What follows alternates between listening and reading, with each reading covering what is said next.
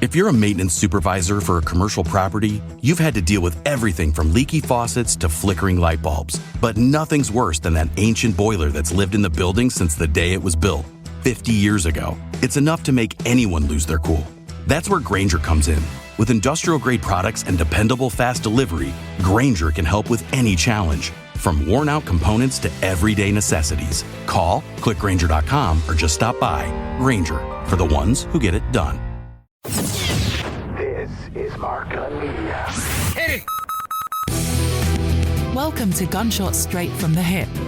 The views expressed on this program are those of the host and guests and do not reflect those of any sponsors, advertisers, or any entity associated with this broadcast.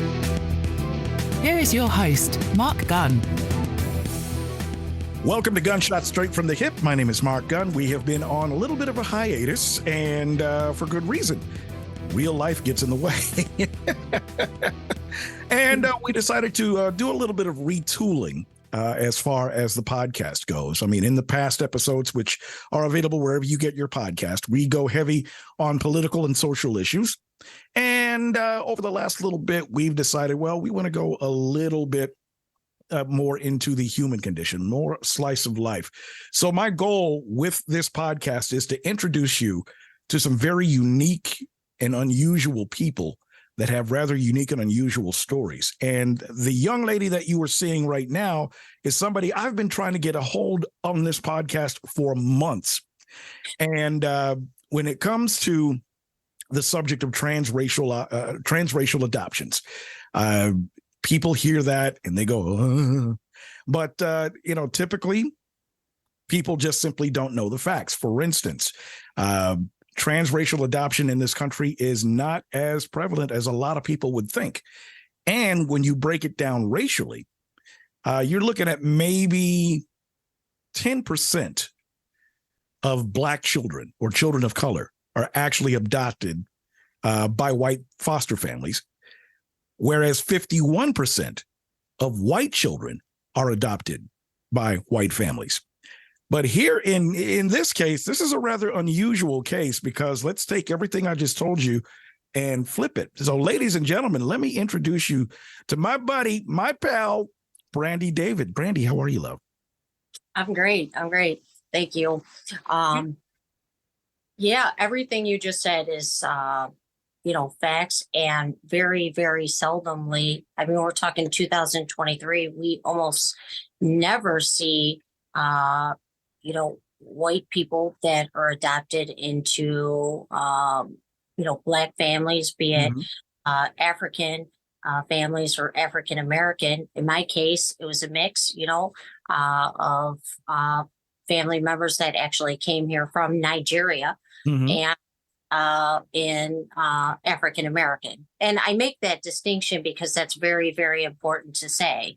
That is why I make that distinction.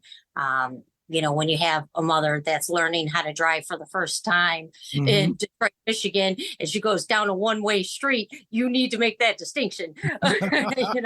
So that's important. Yeah, but you almost never see that. And then when you take a step further and you say before camera phones and technology where people could really, take notice to the fact that it was happening. Right. So all the more reason. I mean, let's be clear. Black people were raising white children for many, many years. So I want to say that. But right. I'm saying through our judicial system where they were actually adopting and giving their flowers, as I want to say. We're talking, I was born in the 70s. Right. Now, and your story is quite different because you're a child of Italian immigrants. You came Correct. Here at the age of 5. And what happened there? How did you come to end up being adopted? So my Italian mother passed away when I was 6 years old. My father was actually from Germany. He came here at 6, ironically, and he did not in part was unable to keep me. Right. So, having said that, my mother, just before she passed away, I was already being raised in Detroit, Michigan, which is a very mixed community. It was very mixed at that time. She was very sickly, and it's just that it's a community. The community was already helping her because she was not able to get up, go get groceries, take me to church, things like that. And they began taking me to church and stuff for her because she was a very religious woman. So that's how that came to be. Shortly before she died, she knew it was getting close to the end for her. So she voluntarily gave me up for adoption. So that's how that came to be, because as it became very, very close, I mean, within days of her dying, she did not want me to actually witness her pass away. Right. So she voluntarily gave me up. And since Black women were already as a community raising me, essentially, or helping contribute to raising me, teaching me English, taking me to, church, a lot of church.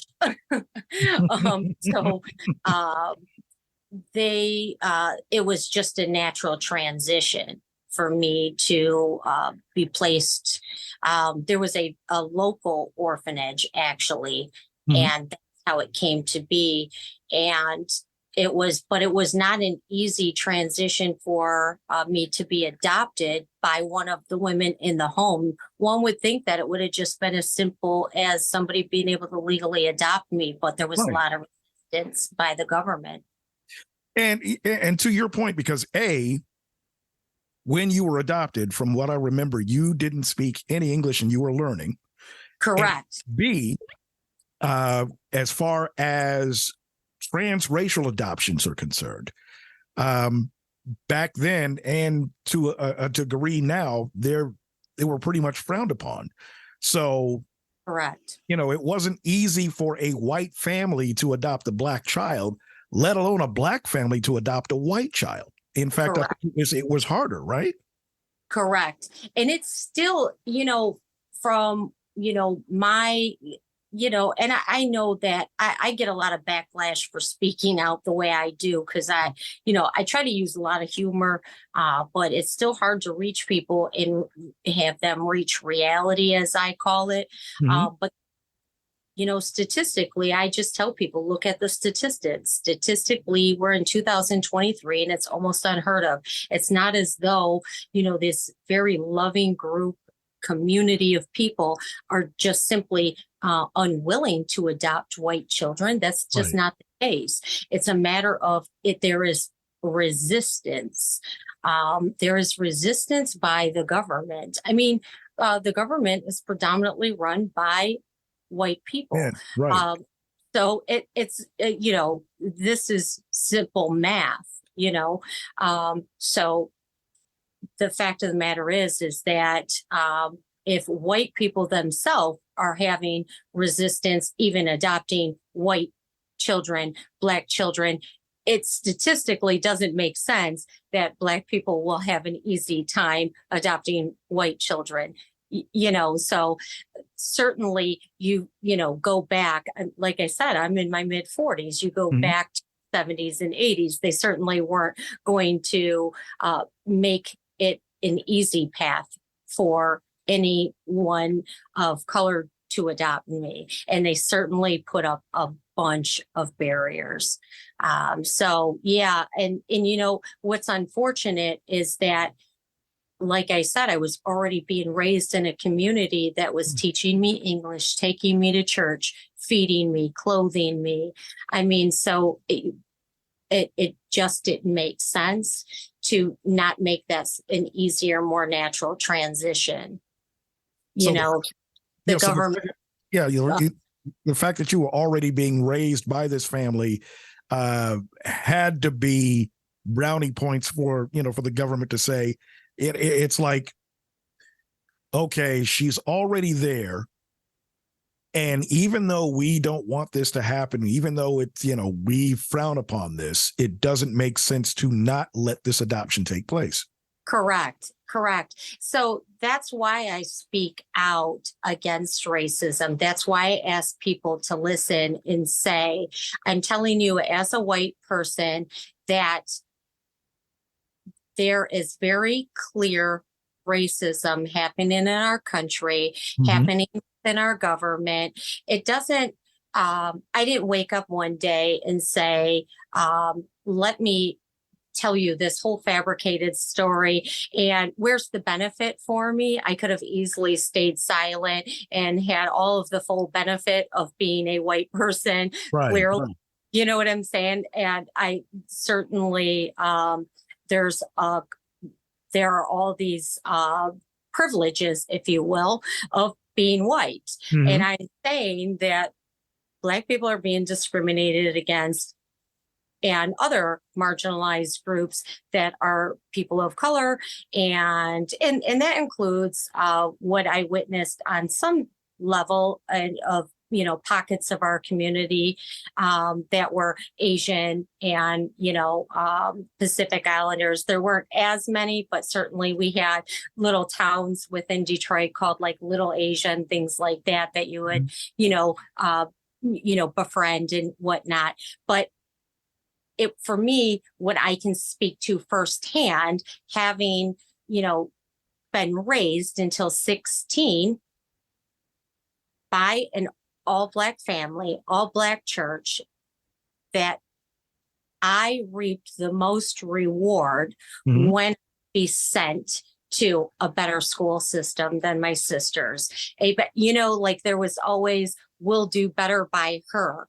And there wasn't a justifiable reason for it, because certainly I wasn't the smartest I wasn't showing like leaps and bounds ahead in school or anything like that. I wasn't like coming home with homework that was saying like, whoa, this one's going to be gifted. If anything, it was actually my sister Shamika was like, she even had, like, I always joke and say she had a smart walk, and we'd be like, oh God, here she comes again with the books in front of her doing the bounce, it was freaky. She was so smart. We were like, she's going to be president at like 10, so there was clear racism, like the fact that there was just such resistance, the fact that they, like my mama Charisse, who you hear me constantly teasing on TikTok and constantly doing impressions of and stuff.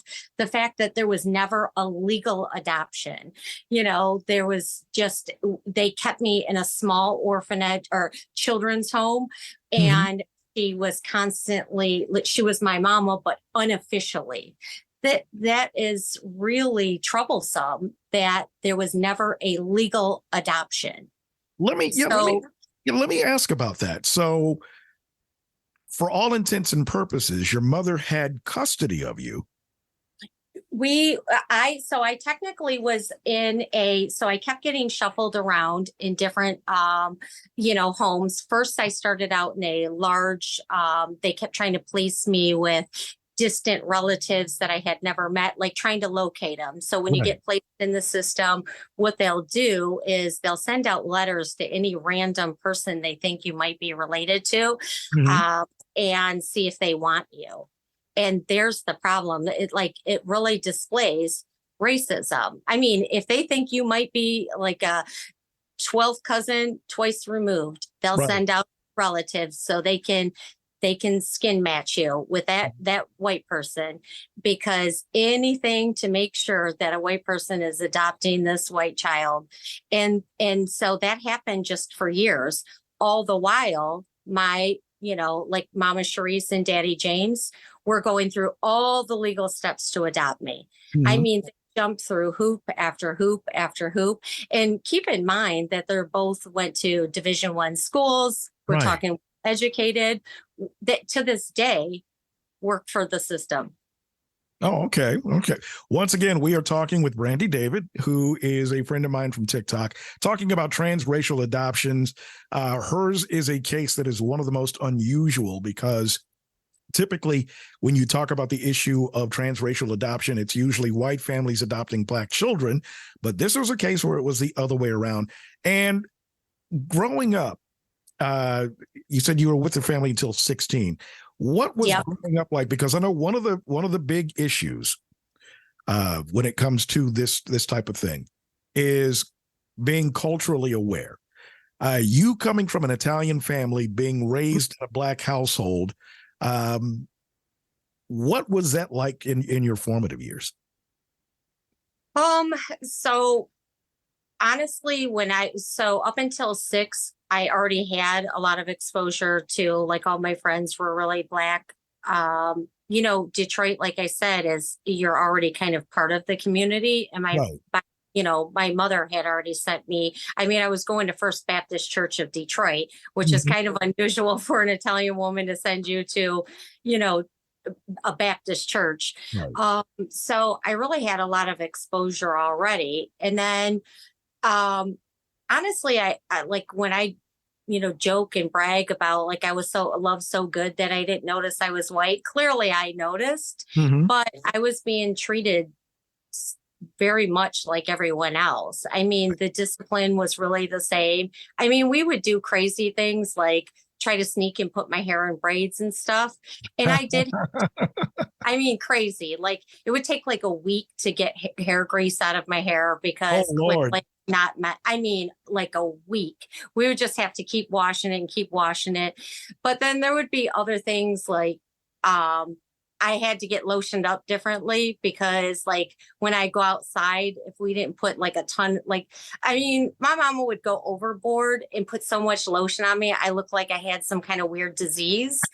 So, because clearly they never had a white child. So I would literally, I went outside, like, nobody wanted to play with me because they looked at me like I literally looked like I had like a sheet of lotion on me. So just like, stay away from the white child, like she's got something, So I mean, I did bad things. Like, now I look at it like it clearly, now as an adult, if I did that, I'd be like, I don't know how anyone had patience for me. Like, I would do things like I would be running up and down the aisle in church and trying to mimic like all the Black women, raising my hands and acting like I felt the Holy Spirit. And now I know, like, that is so inappropriate on so many different levels. But I was a baby, but it was so extra. It was very, very like, it was next, like, that's why I joke, like, I swear all white people have an inner Karen in them. Like, it's just there. It's just real, like, it's just something you can't remove from them. I swear it's in our DNA. But, so there was clearly like differences, I think, because, I don't know, like, I feel like I was just really, really loved, special and different. I think sometimes I took extra patience, like that kind of business. Like, I really, really took like a different kind of patience because I feel like there's some things that I bet that is instinctually just born into Black children, like they'd know better. Where me, I had a question for a question. Like, I swear that my mamas would be like, "Child, you just wake up with a question. Just your question has a backup question." Like, literally, I heard that every single morning. But you would think at a certain age, I would have stopped asking a question with my question. And I never did. Never. Literally, I had a question prepared every morning. And like, literally, I was always underfoot. Always. I stayed underfoot. And I think it's something genetic. I literally am like, I swear to God, because I hear all the time, like, like, I see on TikTok, and I think I literally notice, like, white people do. I hate to say it like that, but I guess I feel like I have consent just being white. But like, white people ask so many questions. And I'm like, oh my God, I did. Yes, white people ask a lot of questions. But so there's just like, I don't know. I just feel like I was loved really good. And I took a certain amount of patience. I really did. So there's like certain things I learned from that, like, between the races, but I don't know, like, some things I didn't notice. There was like no difference. And I don't know, like, sometimes when I'm on TikTok, I'm like, I don't know if this will ever get through to people and like we can build bridges, but I think it takes honest dialogue. And some of it's just laughing, like, really, like, laughter like that. Like, white people ask a million questions. Like they really do. And that has been your approach as far as it relates to TikTok, because that's how I found you. I forget which one it was. I couldn't, because there's been so many. Yeah, I make a lot of videos. I mean, I'll go in spurts. Sometimes I will stop for a few months and then I'll make more. Right. But I try not to be too aggressive. I mean, it's crazy because that is one thing too I notice is that like white people will say things are very aggressive, where in Black community, I noticed that I'm more I'm well received. My personality doesn't come off as aggressive, but more confident and assertive. I'll tell you what, we're going to take a quick break, and we've got Brandy David. We're talking about transracial adoptions, gunshots straight from the hip. More right after this. As a business owner, one of your biggest concerns is marketing your products and services. What message do I want to send? Who am I sending the message to? How do I reach the largest number of them possible? And how do I make it cost effective? The answer to all of these questions is Mark Gunn Media Inc. With over 4 decades of multimedia experience, from producing your commercial to giving you a winning strategy for marketing your business, Mark Gunn Media can help you get the best possible outcome. Just ask any of our past clients, and they'll tell you that Mark Gunn Media gets results. For more information, call 502-407-0283. That's 502-407-0283. For downloads of this and past episodes, along with information about the multimedia services we offer, go to markgunmedia.com. That's markgunmedia.com. Welcome back to Gunshots Straight from the Hip. My name is Mark Gunn, and we are talking about transracial adoptions with my guest, Brandy David. You can find, where can they find you on TikTok, Brandy? It's Brandy with a Y, David 88. Hey, Brandy David 88 on TikTok. We're talking about transracial adoptions in the fact that Brandy is one of the few white children that was adopted by a Black family. Now, we talked about some of your formative years, and you said that you were with your family to the age of 16, right? Yes. So from 6 to 16, because the first 6 years was with my Italian family. My mom died when I was 6. Right. And so you're growing up in this family, you're getting to adulthood. What was that like for you?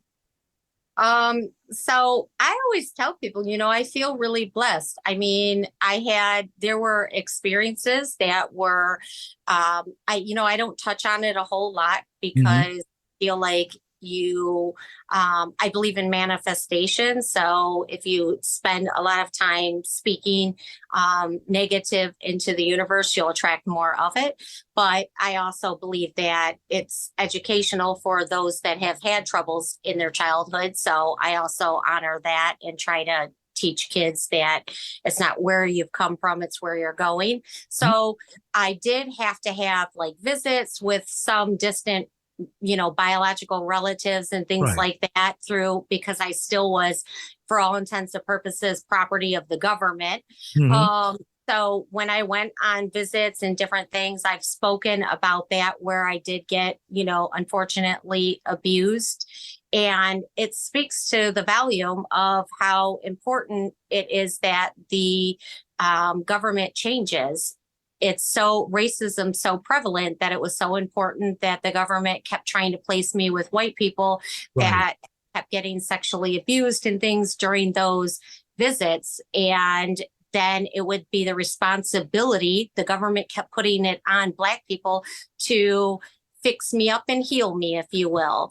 And yet, so they were good enough, if you will. Hence, I quote that, good enough to try to raise this white child, fix me, give me therapy, church, and all these things, educate me, but they weren't good enough to give them credit or anything else. And they didn't want to talk about how these white folks were sexually assaulting me and doing all of these negative things. But when I got that scholarship at 16 years old and they emancipated me, made me a legal adult, they sure did parade me around on a stage when they made me Michigan's success story. And I had, because I got a scholarship and they had selected a success story.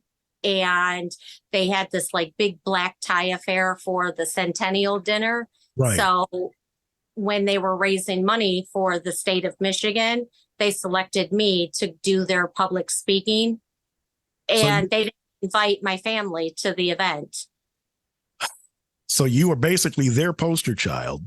Correct. And so I speak to it in one of my videos, and I turned down the dinner, but they still used my story. Mm-hmm. So they quite literally showed a video of me flashing a bunch of photos and stuff. So I thought that was highly disrespectful to my family, because they only got one ticket for me and not my mother's or anyone, like my sister's, nobody. So they didn't. And I was like, no, of course, I'm not going to attend. So I think that that's really, they didn't give anyone, in my family, literally nobody that raised me, not even my biological mother, like, you know what I'm saying? Right.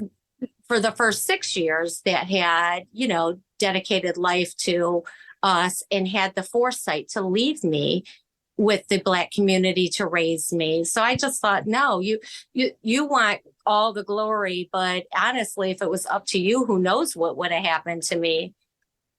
So So at 16, I said, well, let me not let my family down. I'm going to just keep going. So I did, I made note of that, though. I kept all my receipts for that, because there's even video footage of it and everything, because they had to send me a copy of it legally. Right. They send it. It was on VHS then, but I have a copy of it and everything. And I got a letter from, it was Governor Engler was their governor at the time. Right. And so they sent me a copy of it. He sent me a congratulations letter for my scholarship and stuff. But again, nobody ever thanked my family, nothing. And said, like, good job. She's 16 years old. We emancipated her. She's got a scholarship to college, nothing. And so I just thought, like, it's all of these things kept being displays of like blatant racism in America, and within just that government. At that point, I'd never really been outside of Louisiana or Michigan. So I had a very narrow scope. Right. But then I went for the government and I had a very, very clear scope of like, no, this is happening everywhere. So, I just, when social media became a thing, because clearly I was born before internet, I said, I need to speak out about this. This is not okay. It's just that it's just not okay, especially being the mother of a person of color. I said, no, I want more for my child than this. And speaking of which, because I know for a lot of people on social media, they tend to try to find their niche. Yours, it just seems like, was already carved out for you. But how did you get to the approach to where you found humor to be the best way to get your message across? I mean, were you somebody that was always funny, or did you find you're funny, or how did that whole process evolve? I was always the funny one as a child. And I think that also kind of saved me a lot when I was little, because I was always working someone's nerves. And I think that like my family's always funny. I was always working someone's nerves. Sometimes I didn't even realize I was funny. It's just because I literally I never stopped talking. And sometimes like I heard like, child, you don't know when to stop. And it's because I didn't actually know when to stop. And like when I say like I do all these impressions about how it's like, child, you about to meet Jesus. I really think a couple of times maybe I flatlined and I met Jesus. I might have. And I think it was my sense of humor that might have saved me or brought me back a couple of times. Yeah, because I honestly, I might not actually be white. I think I might have just got the color scared right out of me because I was that bad. I mean, really, I was just a whole mess as a child. So hilarious. I mean, I'm still waiting for my soul to be FedEx to me because I'm not even kidding. Like my whole pulse, I'm just waiting for it to arrive because I was that bad. No, I always tried to be silly and like I lighten things up a lot because that's a lot of females in one house. I mean, 5 sisters, and then there was just acting like a maniac, and so. Yeah, I just found humor to just, deal with things. And it took me a long time, if I'm being honest, because I had 6 biological siblings. And when my mother died, I was one of those people that disconnected from it.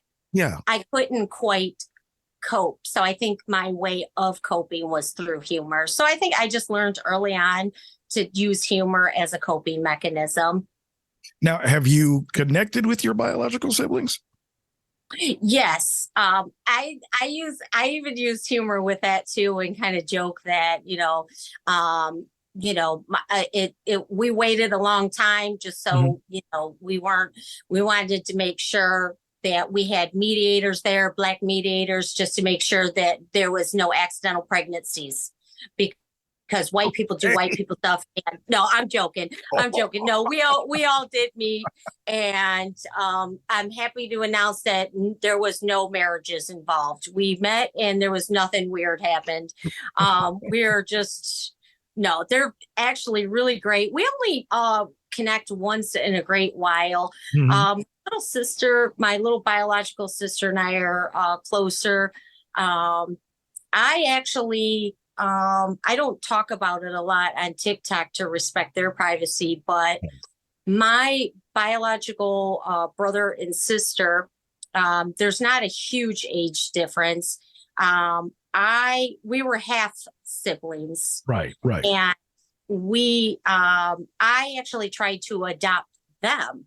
Oh, okay. So when I got a little older, and one of them has some challenges. That's why he's even though we're close in age, mentally not close in age. So if that makes sense, there's some delays there. So I don't talk about it a lot on TikTok. And my biological sister, and I keep in touch because she ended up taking care of them a little more. Gotcha. So anyway, but no, the older ones and I, we only periodically touch base every few years just to see how one another are doing. And I, on a couple of lives, I've told some funny stories about us, connecting. Ironically, all of us had not the same story, but very similar stories ending up in like blended families and stuff. I don't know how ironic that is, since I guess that's probably the way she designed it. Our mother designed it. Right. Once again, not in the same family. No, similar but kind of different. Well, in the sense of like, it seems like, maybe that's the way she designed it by placing all of us with queens. So that's why I say it's similar. I mean, we ended up in different states and stuff. Right. But yeah, we all initially ended up in Detroit, but not the same family. And then, but when we reconnected, it was very interesting to find out that we all ended up in blended families. And I was like, I'm the only one that ended up the only white child in their family. Right. But interesting to learn that all of them grew up in such diverse families. And I was like, you know what, you guys are all right. We can be cool. Y'all are all right. I was glad, let's just say I was glad to find out none of them ended up Karen or Kyle's. I was like, all right. Right. So we stay in touch, just not, you hear the sibling stories where people reconnect and they like can't live apart and stuff. We didn't have that kind of connection, but still very cool. It's nice to stay in touch. All right. Once again, we're talking with Brandy David about transracial adoptions, and fast forward a little bit because you mentioned this in passing.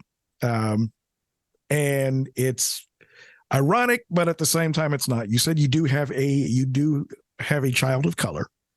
Yeah. And I know that they're now, he's what, 5, 6?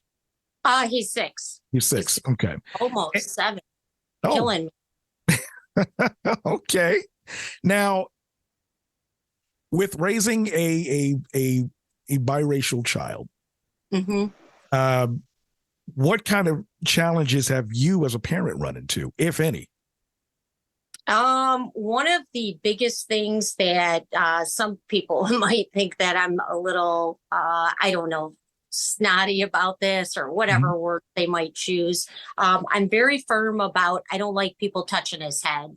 It's how we were raised. That was, I model a lot of my parenting after Mama Sharice. Yeah. And just a lot of the women in my community. It wasn't as applicable to me, even though some people thought my hair was cool and tried to reach for it. But even though it happened, less than a fraction of the time to my head as it did my sister's, it was a no, do not touch a Black woman's head.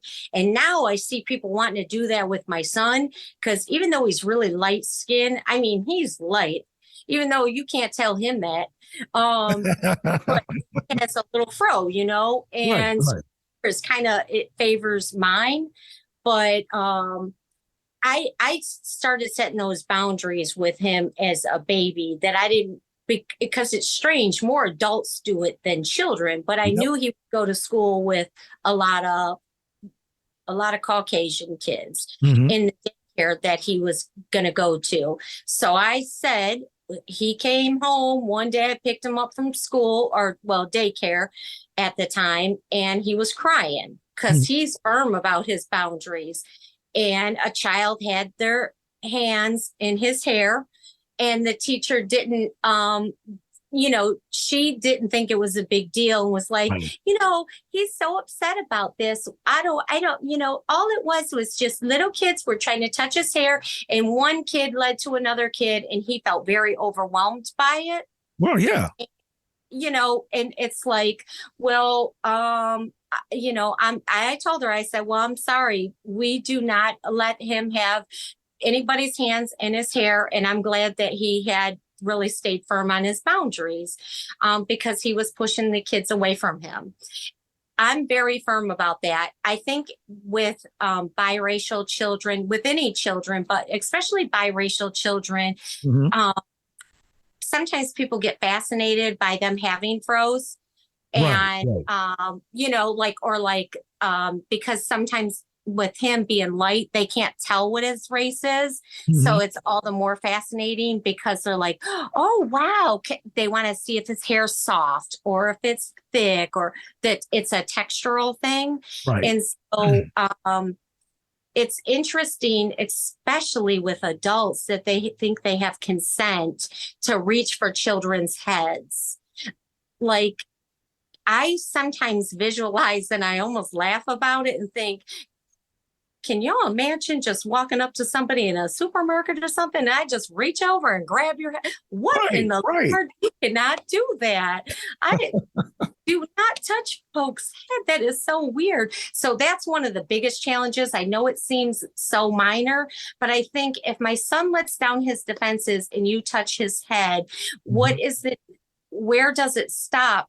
As a mother, I feel defenseless sending him out in the world because children sexually abuse other children and start with the head and then it's a little touch here, little touch there. And that's why I have to be so firm. We live in a very dangerous world. We just do. I'm sorry to say it, but I need it.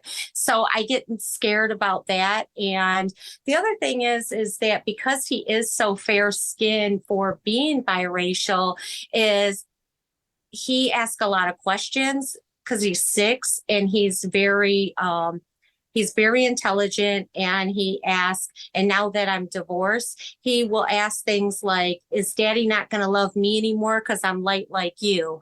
Or he'll get very demanding and say like, I'm a brown man. And like, just, he flips and he'll say like just different. And I'm like, whoa, he's 6 and he's just So there's just challenges that I'm not sure. Like, I want him to know you can love all of you. Mm-hmm. You don't have to make a decision. So.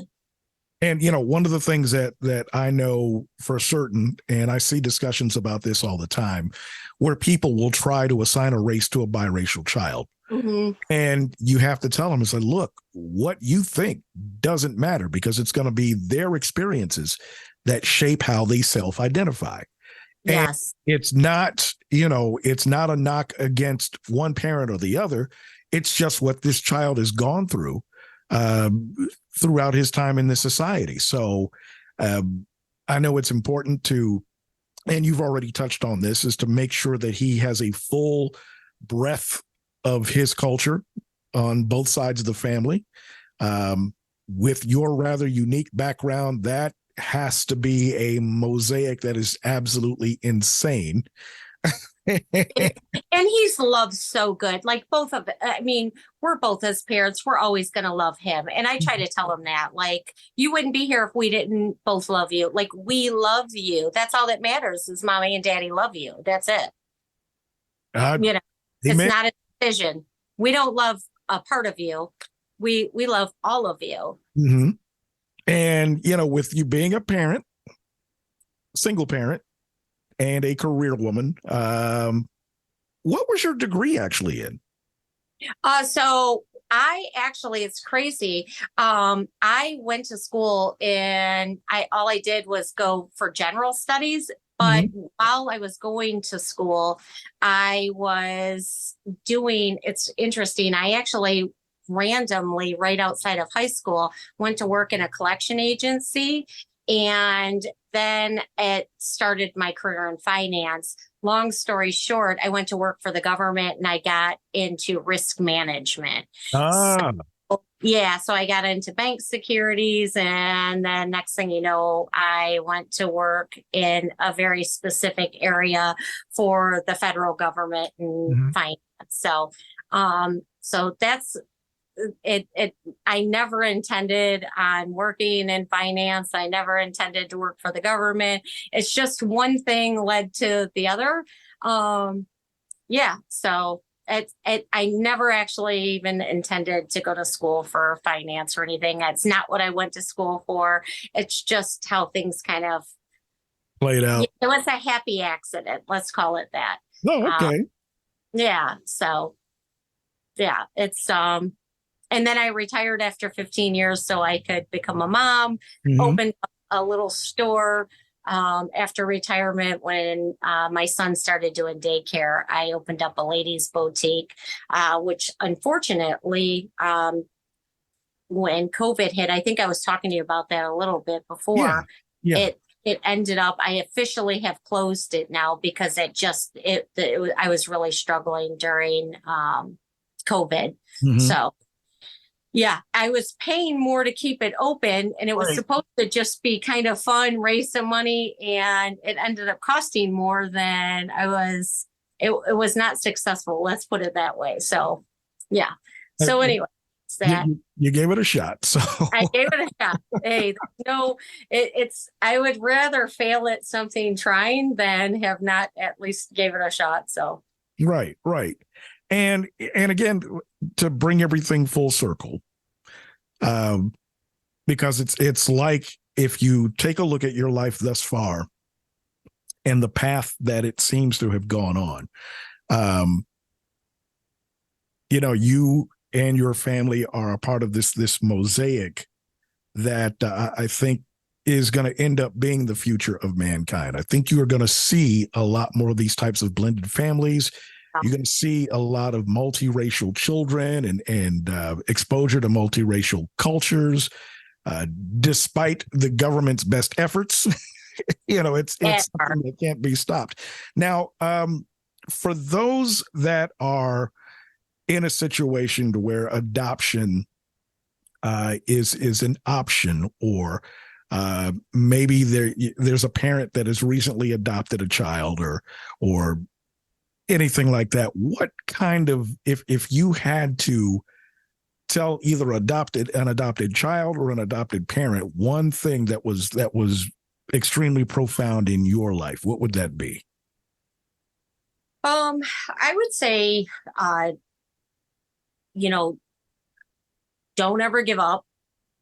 You know, even if it seemed like everything's against you, like Mama Sharice and I, you know, and Daddy James, one thing that has been just so incredible about our story, our journey, is that, you know, there was quite literally a time where, I mean, my mama lost her job while taking all of the appropriate steps, you know, fighting for adoption of me.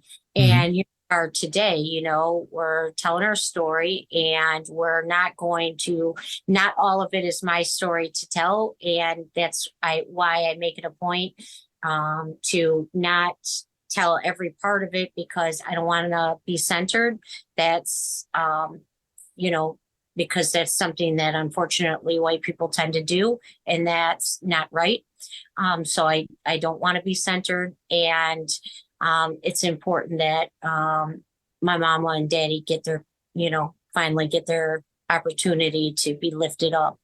But I will say that don't ever give up. And a piece of paper doesn't make you family. And Right. that's one thing that this government will never have over us. We have always been family. That is my mama. You'll see actually one of the last comments that she made in one of my goofy videos. She already put it as she put in those comments. She is mine, mine, mine, mine. That's right. That's my mama. And I am her child. No piece of paper. So if you have, you know, if you feel in your heart that somebody is your parent or your child, vice versa, whatever the situation is, then in there, you know, go through the appropriate steps. And at some point they age out. I don't, you know, there's that, you know, at the end of the day, I mean, it's unfortunate that, like in my case, you know, and again, you know, I just am using this as an example. I don't want to, you know, I'm not intentionally trying to center myself, but it's for a point.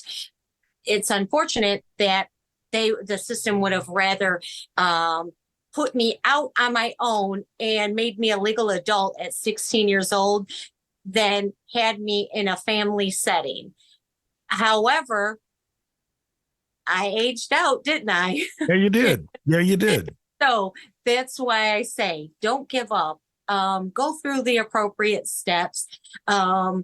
You know, whatever those appropriate steps are, follow your heart, follow your gut instinct. I hear a lot from foster parents where they say, I don't want to, you know, I'm scared because I don't want to get attached to a child, because what if they get taken from me and this and that? They very well may, but then that was God's plan, or whoever it is that you believe in, that may have been the steps.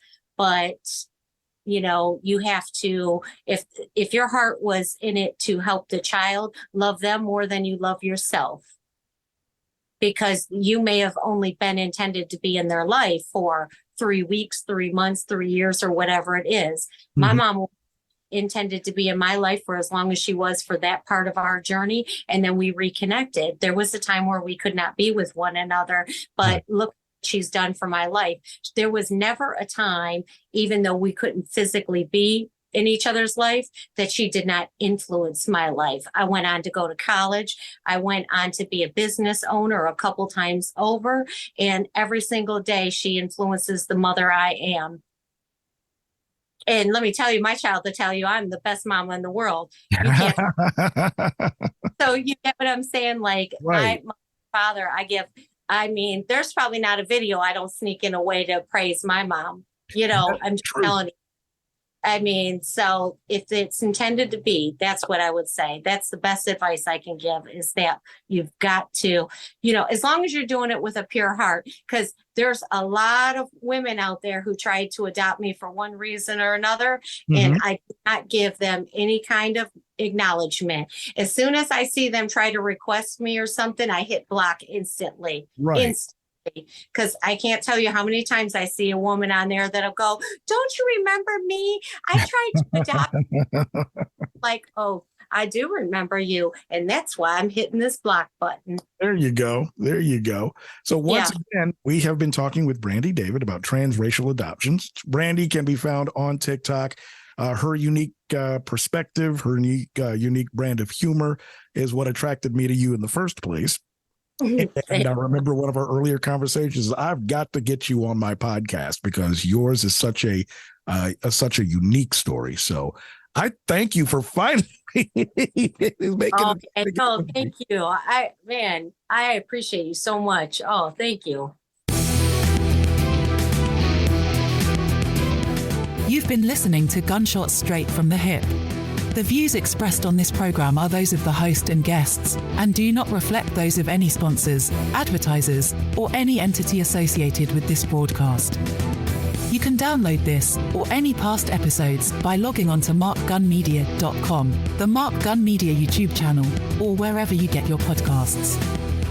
If you have any comments or want more information about how to be a sponsor, log on to our website at markgunmedia.com or call 502-407-0283.